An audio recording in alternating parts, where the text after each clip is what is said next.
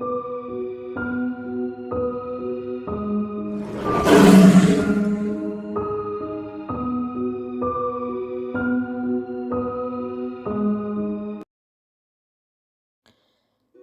all ponies know, Cutiemarks are a symbol that represents you.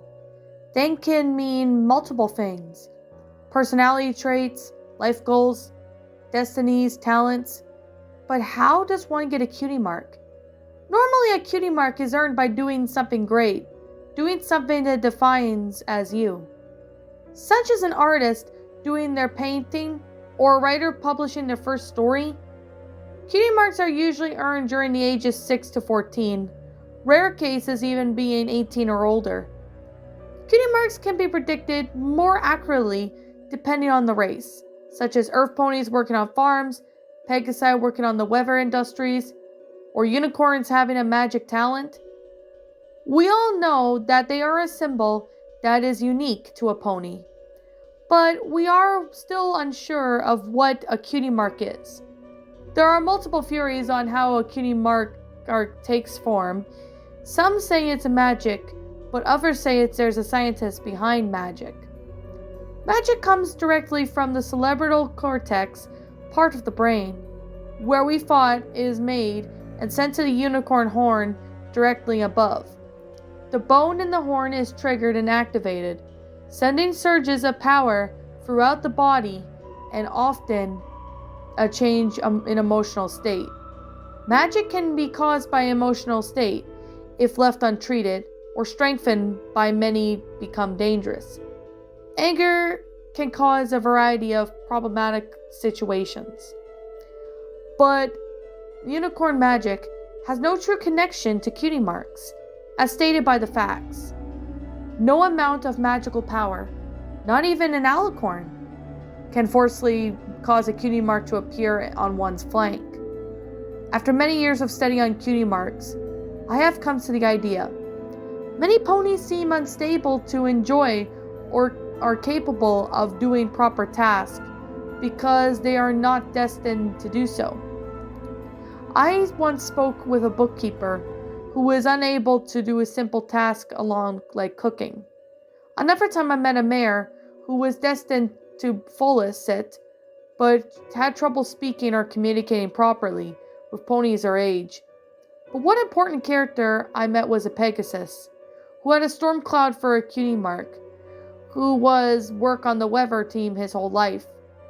He told me that before he discovered his cutie mark, he had gotten quite bit of dancing. He did many concerts and impressed many, but the day he got his mark, he immediately lost his skill in dancing and now had a talent in something he did only once. I was curious about this and asked many other ponies about their childhoods before discovering their destiny. At first I thought it was a form of lack of courage or hope, but it turned up with many others saying that they were loved too, something when they were young and had immediately lost interest in. I have heard of multiple ponies disliking their talents. Some cases ponies have took their own life because of the symbol on their flank. I feel that the cutie mark takes control of us. It whispers one of our minds of what we do, what we have to do, what we are like slaves to the marks.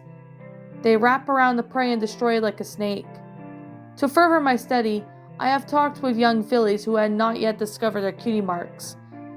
They had explained that they had talents and interests, but wonder why they still haven't earned their mark. Yes, it is true that in many cases, ponies don't get a cutie mark in something they love or have always loved. They became good at something and earn us that symbol, to do it for the rest of their life. Even if we enjoy our destinies, it still clings to us. Eventually we tire out and may lose interest. That mark never changes, never disappears. What we are destined to, forced to do, is what we must do forever. A cutie mark is caused by magic, and where that magic comes from is still a mystery to this day. Many still ponder on the cutie mark will match up with a name, and what have come fraud of this. as if the pony has not yet been born with a talent, that gift. The Cutiemark will discover this pony, and will name it to match so it's to the rightful owner, causing the pony to immediately have knowledge about that subject. We do not find or discover the Cutiemarks. They discover us, and when they do discover us, they take a hold of our mind and body, whispering to us and controlling our every move, our every thought, shifting and molding us into something we never thought we would be, something we should not be. We should be able to be free, do whatever we wish, and have as many talents and likings as we please. But the Cutiemarks strain us, keep us from loved ones, and keep us from enjoying life, that is. They are chains around our throats and hooves. We should not be praising them. We should be fighting of how to get rid of the world of them. Because the Cutiemarks do not belong. They do not love us as we love them. They almost have minds of their own. We are unable to make our own decisions. We only repeat on what it has told us. We only think what it demands us to think. We only move what they want us to move. They have the control. We don't. Twilight sat the book down on the oak desk.